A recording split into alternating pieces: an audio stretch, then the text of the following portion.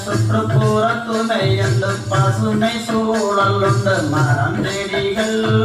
துளித்து நின்ற அந்த காரணத்தை நீ கூறும் அம்மா செய்ய